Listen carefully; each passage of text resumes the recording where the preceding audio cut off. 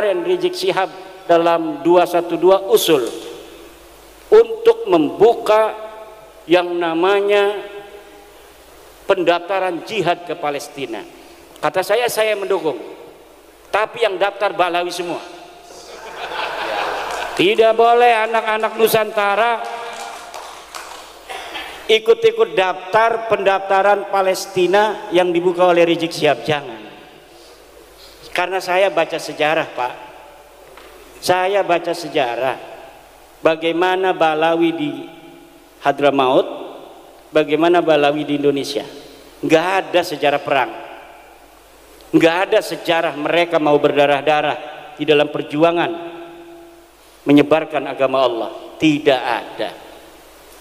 Ada di Aceh namanya Abdurrahman Az-Zahir Ba'alawi. Dia seperti berani pada tahun 1800-an akhir memobilisasi masyarakat melawan Belanda. Ayo kita melawan Belanda, ayo kita perang. Dimobilisasi oleh dia. Ketika rakyat Aceh itu kemudian percaya kepada dia, kemudian masyarakat Aceh bersatu melawan Belanda.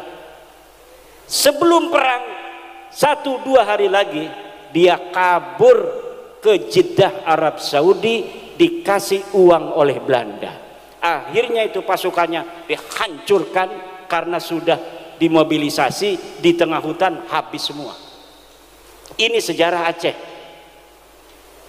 Sejarah di Hadramaut sama juga.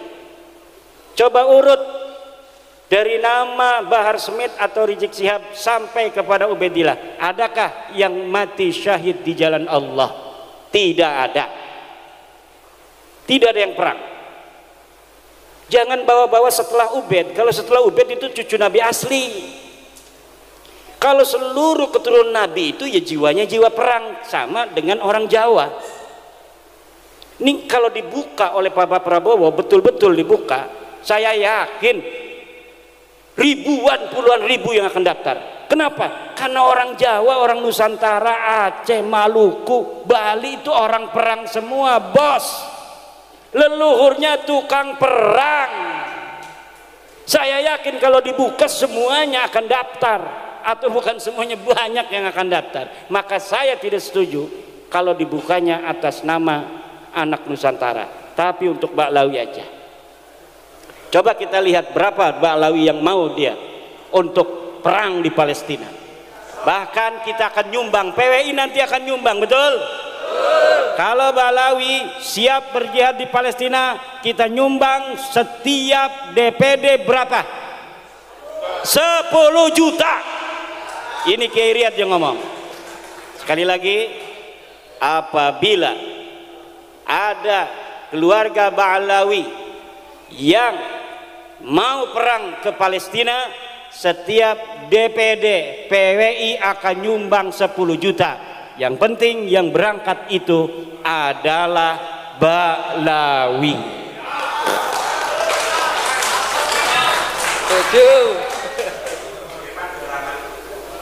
Kita lihat. Tapi kalau yang dibukanya, silakan seluruh pemuda Indonesia. Saya yakin, terutama daerah-daerah ini nih, Demak, Bintoro, Blora, Aryo Penangsang, itu tukang perang kabeh, ngerisikaken. Banten, Cirebon, Aceh, Pagaruyung dan lain sebagainya, Maluku, Papua, tukang perang kabeh. Ada yang lagi stres dia itu gara-gara kalah di DPRD, kalah bupati segala macam, pasti dia ikut ke Palestina itu.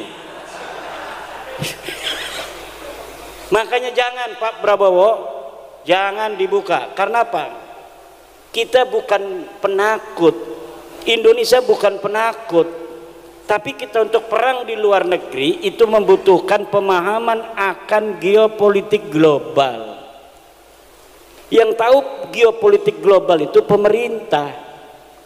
Pemerintah sudah mengkalkulasi penting tidak, perlu atau tidak kita mengirim bantuan personil ke Palestina. Lah kalau tidak menghitung geopolitik, di Israel itu, di Palestina, pinggir-pinggirnya ada Iran bos, ada Mesir, ada Irak, ada Yordan, ada Suriah, Yaman nyebrang. Tapi kenapa mereka tidak datang ke Palestina? Geopolitik global tidak memungkinkan.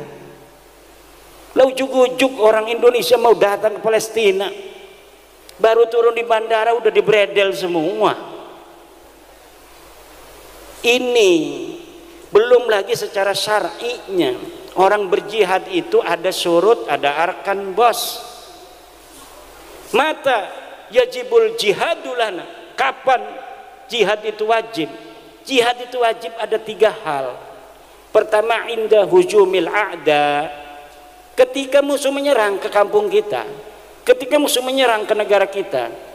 Saral jihadu fardhu ainin likulli ahadin, maka perang itu wajib bagi setiap orang kampung itu.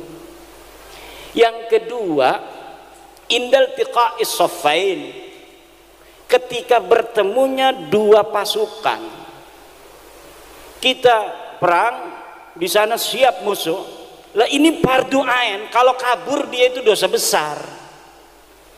Yang ketiga adalah bistinfaril imam. Kalau tidak ada istinfarul imam digerakkan oleh Presiden Prabowo, tidak boleh. Negara kita tidak diserang, tidak ada iltiqa'us saffain, kemudian kita tidak diistinfar, tidak dikirim oleh Imam Prabowo. Lalu kita di sana atas nama apa? Atas nama pribadi.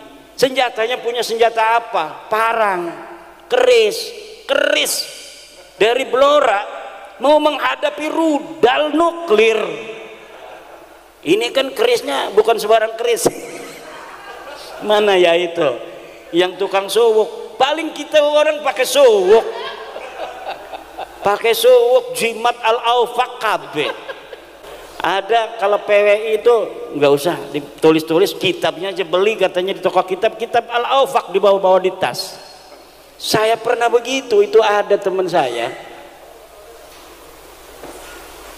ada paman saya ini sakit di Bandung. Itu karena PWI ya, namanya otaknya itu otak santri.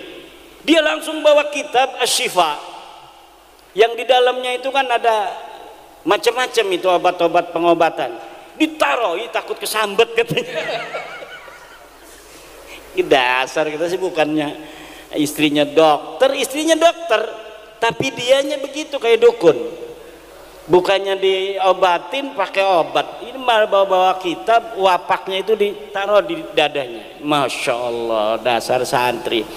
Nah ini kita sekarang ini menghadapi perang yang asimetris. Perang asimetris ini ada taktik tersendiri bos, serahkan pada negara. Nanti negara, Pak Prabowo beserta kabinetnya yang memikirkan, kalau misalnya kita mau membantu Palestina, dengan cara apa yang bermanfaat. Kalau dengan personil, apakah ini akan menyelesaikan masalah? Coba contoh PBNU itu cerdas dalam masalah Palestina. Dia undang itu dari Palestina, pimpinan Palestina baru sehari atau 2 hari, dibiayai oleh PBNU, dibelikan tiket, disiapkan keamanan, suruh datang ke PBNU. Kemudian ditanya itu orang-orang Palestinanya, perwakilan dari negara Palestina, apa yang bisa kami bantu dari Nahdlatul Ulama? Kita NU sudah ngirimin miliaran rupiah langsung ke yang berhak, bukan seperti yang lain buka-buka donasi di mana-mana, taunya bukan untuk Palestina, untuk ISIS. Seperti ACT itu, ACT 2000 berapa itu telah terbukti bahwa dana-dana yang katanya untuk Palestina, dana-dana yang katanya untuk kemanusiaan, ternyata dikirimkan untuk ISIS, organisasi teroris organisasi teroris yang mengacak-ngacak saudara Islam kita, yang mengadu domba antara Sunni dan Syiah yang ada di Syria. ISIS hancur diganti oleh Jabhatun Nusrah itu di Suriah. Jabhatun Nusrah hilang sekarang baru 2 hari. Yang namanya apa? Tahrirus Syam, HTS, Hizbut Tahriris Syam, Partai Pembebasan Syam. Sama aja ini ISIS ini. Dia ini cucunya ISIS. ISIS punya anak Jabhatun Nusrah. Jabhatun Nusrah punya anak sekarang adalah HTS, Hizbut Tahriris Syam. Dia rebut itu istananya Bashar al-Assad. Kenapa? Karena politik global pada Arab Spring 2011-an itu tidak berhasil mendongkel kekuasaan Bashar al-Assad. Seperti Irak dihancurkan Saddam Hussein, kemudian Husni Mubarak, kemudian di Libya Muammar Gaddafi dihancurkan oleh kekuatan global. Tapi Bashar al-Assad kekeh, kuat dan kokoh. Kenapa? Dia seorang sayyid, dia keturunan dari baginda Nabi besar Muhammad sallallahu alaihi wasallam. Bashar al-Assad difitnah, dia adanya itu asyhadu an la ilaha illa Ali segala macam, na'udzubillah dan lain sebagainya. Ini geopolitik global. Nggak paham kita, maka bantuan yang katanya untuk jihad, untuk kemanusiaan, ternyata masuknya ke organisasi teroris. Kalau NU ini Bapak ngasih Lajisnu, Bapak ngasih NU Care, itu langsung NU-nya datang. Pertama ke Al-Azhar, setelah di Azhar bagaimana caranya kami bisa masuk ke Palestina. Jadi tidak asal berikan kepada orang, karena banyak orang yang sekarang ini mereka itu atas nama Palestina fundraising, mengumpulkan dana umat, dana masyarakat, tapi tidak sampai kepada saudara-saudara muslim kita di Palestina, sampainya kepada teroris, sebagian lagi sampai kepada istri-istri simpanan. Ini kenapa tepuk tangan begitu? Punya ya? Nah makanya PWI ini siap-siap, takut Bapak Prabowo secara hitung-hitungan geopolitik, karena tentara nasional Indonesia terbatas jumlahnya, ada 1 juta, sedangkan saya sebagai presiden berkeinginan membela saudara-saudara saya di Palestina, maka bangsa Indonesia 100.000 akan kami kirim untuk berperang di Palestina. Siapa yang mau daftar baru boleh. Yakinlah ke Balawi si acan eko. Blora 5.000, Gerobogan 5.000, Sragen 5.000. Santrinya Kiai Riyad ditinggalin, dia pergi Palestina. Sama istrinya cium tangan. Tunggu aku wahai istriku, mau kemana? Palestina. Ternyata gilir. Kalau itu namanya istinfar, dikirim oleh negara boleh.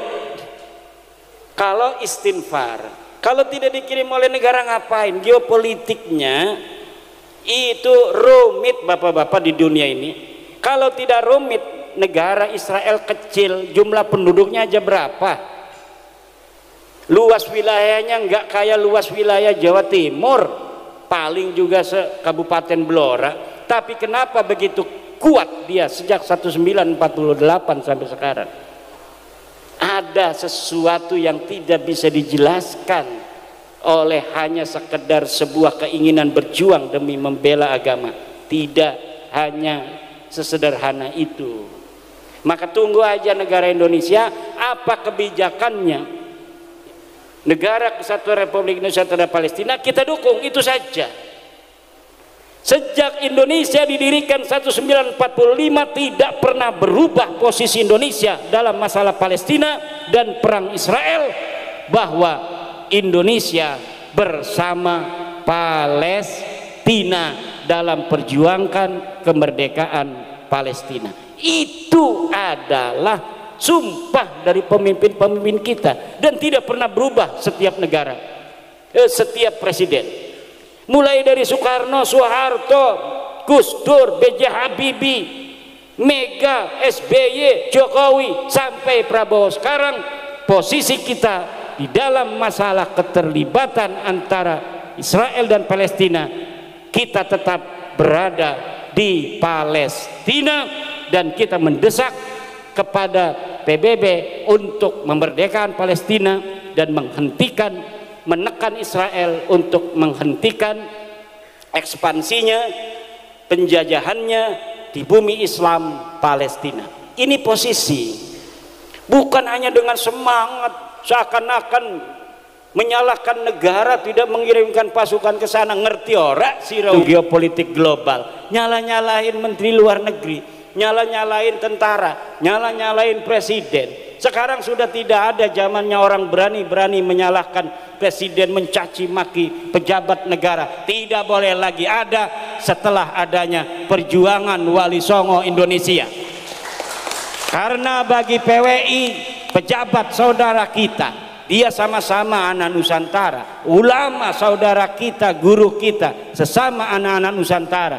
Tidak boleh siapapun yang boleh menghina putra-putri Nusantara, para keturunan orang-orang besar di masa lalu yang hari ini mendiami kepulauan Nusantara dari Sabang sampai Merauke.